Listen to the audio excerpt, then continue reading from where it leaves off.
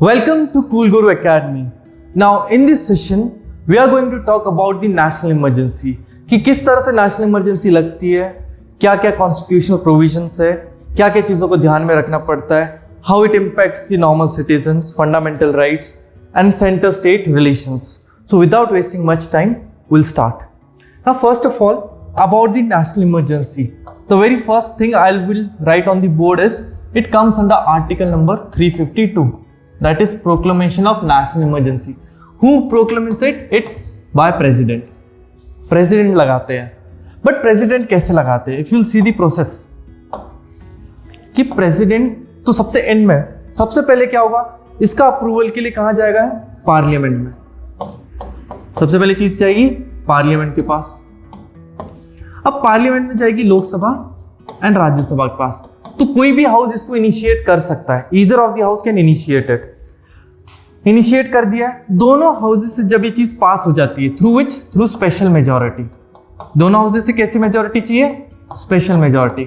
Special majority क्या है मैंने आपको ऑलरेडी बताया था. It is 50% of the total strength and 2/3 of present and voting. तो आपको टोटल स्ट्रेंथ वगैरह पार्लियामेंट की वीडियो में अच्छे से बता दिया है कि किस तरह से मैक्सिमम स्ट्रेंथ कितनी 550 और प्रेजेंट स्ट्रेंथ 543 और कितने लोग बैठे हैं, तो वो मैंने अच्छे से बता दिया है. नाउ अबाउट दोनों से हो गया है. इसके बाद कैसा होगा कि ये चीज जाएगी प्रेसिडेंट के पास, but it also needs cabinet. जो आपका कैबिनेट बनेगा मंत्रियों का मेन गुड, वो क्या करेगा? वो एक रिटर्न रिकमेंडेशन देगा. Cabinet will give return recommendation to the president and इस तरह से आपकी इमरजेंसी लग जाएगी. तो सबसे पहले क्या हुआ? पार्लियामेंट में वगैरह चीजें पास हुई, उसके बाद कैबिनेट ने एक रिटर्न रिकमेंडेशन दे दिया प्रेसिडेंट को. So things will work. तो इस तरह से आपकी चीजें चलेगी through special majority.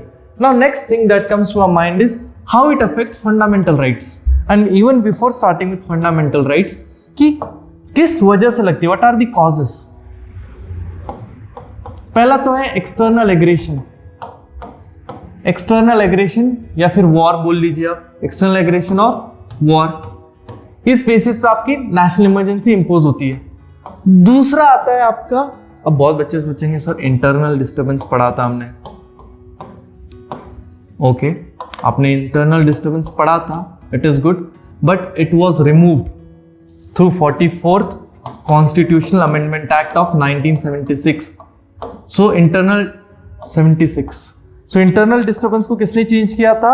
Which word changed it? Through armed rebellion. Through armed rebellion. तो ये थे वजह जिसकी वजह से आपकी नेशनल इमरजेंसी लग सकती है. अब दूसरा, क्या ये कहां का लग सकती है? ये कहां का इंपोज हो सकती है? अगर एग्जाम में ऐसा क्वेश्चन आ गया कि in which all areas? Entire India. Answer is correct. Parts of India. Still your answer is correct. So it can be implemented in your complete India या फिर पार्ट्स ऑफ इंडिया. नेक्स्ट चीज कि which all fundamental rights gets affected. So under article 358 fundamental rights under article 19, that is freedom of speech and expression gets affected. तो article 19(1) clause A, B, C, D ये तो cut हो गया और F, ये सारी चीजों सस्पेंड हो जाती है आर्टिकल 19. Whereas बाकी आर्टिकल सस्पेंड नहीं होते. आर्टिकल 359 कहता है कि किसी भी हालत में in any kind of situation it arises. इसके अलावा बाकियों को प्रेसिडेंट चाहे तो एक नोटिस बोर्ड पे लगा के बोल सकता है कि ये आर्टिकल सस्पेंड हो गए, बट कौन कौन से नहीं हो सकते? Except article 20 and 21.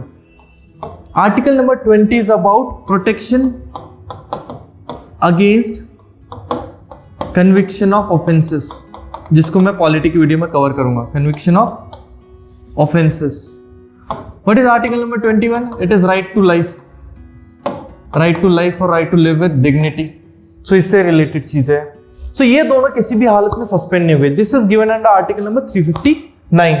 और आर्टिकल 358 आपको बोल दिया कि right right to freedom of speech and expression, जो उसके अंदर चीजें हैं, सबसे पहले क्या होगा, आर्टिकल 19(1)(a) की स्पीच एंड एक्सप्रेशन आप एक दूसरे से बोल सकते हो। उसके बाद 1(b), एक जगह आके असेंबल हो जाओ, एक जगह आके असेंबल हो गए, उसके बाद क्या करोगे, you'll form associations.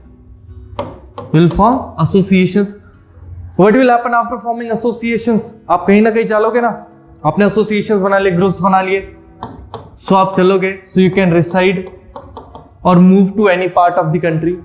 E cut हो गया. What was E? E was related to the property. So property वाला तो कट हो गया. And what is F? To do profession. आप कहोगे सर प्रोफेशन वगैरह तो ये सारी चीजें आपने बोल दिया किसी भी पार्ट में रिसाइड कर सकते, तो इनर लाइन परमिट वगैरह ये सारी चीजें क्यों आती है नॉर्थ ईस्टर्न साइड वगैरह में? तो भैया इसका एक्सेप्शन भी तो है, आर्टिकल 19(2) इसका एक्सेप्शन है। और ये सारी चीजें किसके लिए? Article 19 is only for the citizens. इसलिए आपने देखा कि ये सारे एक्सेप्शंस थे। अब it is only available to the Indians. अब एक फॉरेनर था, जर्मनी का बच्चा, वैसे लेके खड़ा था कि I am supporting this protest, I am against, ये भगा दिया उसको। क्यों? आपको मिलता ही नहीं है right to freedom of speech and expression, कैसे बोल सकते हो आप इस गवर्नमेंट के खिलाफ? ओके, तो ये सारी चीजें हैं। सो ये हमने अभी तक देखा कि कौन इम्पोज करता है, किस वे में इम्पोज होता है, what kind of majority is needed, what are the reasons for its implications, और क्या क्या चीजें सस्पेंड नहीं हो सकती और क्या क्या चीजें सस्पेंड हो जाएगी। और ये पार्ट ऑफ इंडिया में भी हो सकता है और कंप्लीट इंडिया में भी हो सकता है। Okay, now how it affects the relation. अब नेक्स्ट चीज कि what will happen to the term of Lok Sabha when we impose national emergency. So it may be increased to 1 year. Maybe I said it is not compulsory.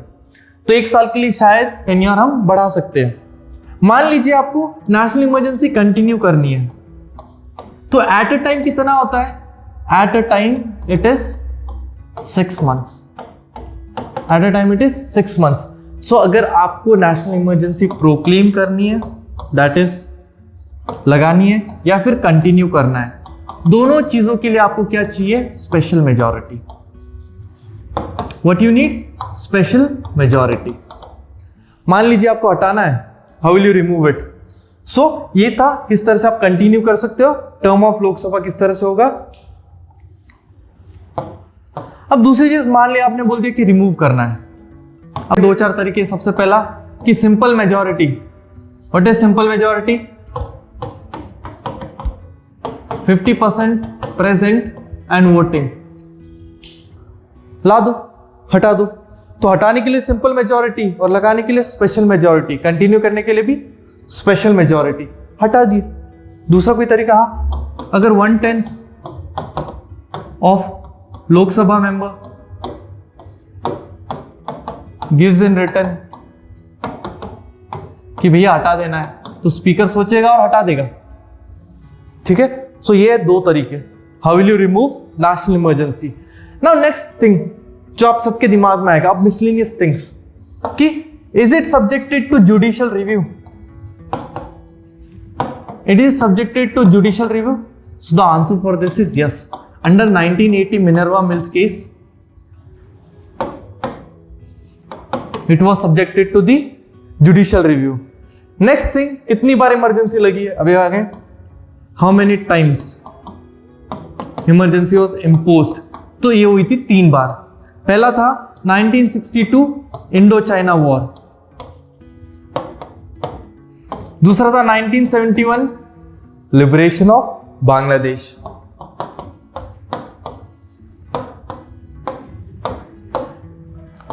उसके बाद for personal benefits Indira Gandhi imposed it. ठीक है, ये क्यों हुआ था? Any ideas? Allahabad के high court में केस चल रहा था, Raj Narayan versus UP court versus UP state. इसके अंदर क्या हो गया था? इलेक्शन कमीशन ने बताया और ये चीज प्रूवन हो गई थी कि मैल प्रैक्टिसेस हुई थी, इलेक्शन में मैल प्रैक्टिसेस हुई थी। तो इसकी वजह से इंदिरा गांधी जी की सरकार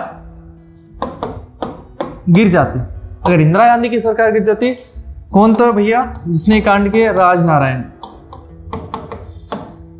सो okay, he won this case. So this was for personal benefit. So दो किस लिए हुए थे ये दोनों? इन दोनों को आप देखो तो इट इज वॉर और एक्सटर्नल एग्रेशन। ये वाली क्यों? Internal disturbance.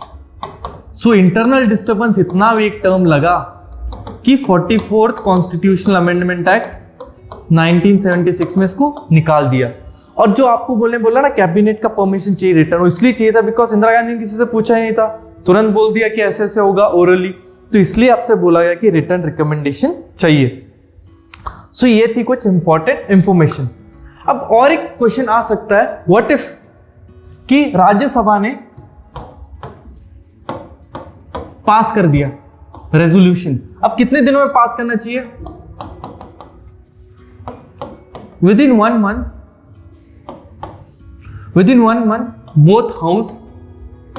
both house should pass the resolution. But what if Rajya Sabha ने पास कर दिया और लोकसभा डिसॉल्व हो गई?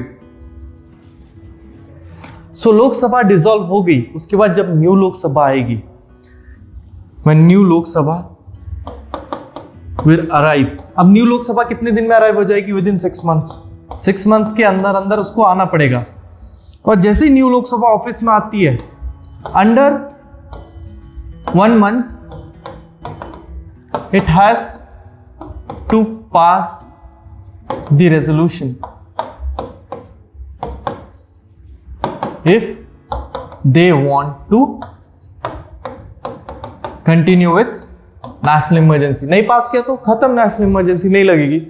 सो ये थी complete detailed information about the national emergency, कि किस तरह से लगती है, कितनी बार लगी, क्या क्या कारण थे, पार्लियामेंट की सहमति चाहिए, that is special majority, continuity के लिए भी स्पेशल मेजॉरिटी, रिमूवल के लिए simple majority. 44th constitutional amendment act ने इंटरनल डिस्टर्बेंस वर्ड को हटा के क्या रख दिया था? Armed rebellion. क्या वर्ड कर दिया था? Armed rebellion. अब आर्म्ड रिबेलियन वो वर्ड कर दिया था। उसके अलावा हमने और क्या पढ़ा कि किस और एक चीज होती है, दैट इज जो लेजिस्लेटिव असेंबली है स्टेट की, will it get suspended? No, it won't get suspended, but executive actions will be taken by whom? Executive actions will be taken by government of India, that is central government. Legislative actions कौन लेगा? Parliament. तो आपकी state की सरकार suspend नहीं होती, बस उसके ऊपर काम कौन करता है? पार्लियामेंट। और मतलब इस टाइम पे फेडरल स्ट्रक्चर ब्रेक हो जाता है, इस टाइम पे फेडरल स्ट्रक्चर ब्रेक हो जाता है। So this way we have covered the entire topic. Now in our next topic we'll be discussing about the state emergency and financial emergency. So thank you so much and keep supporting us.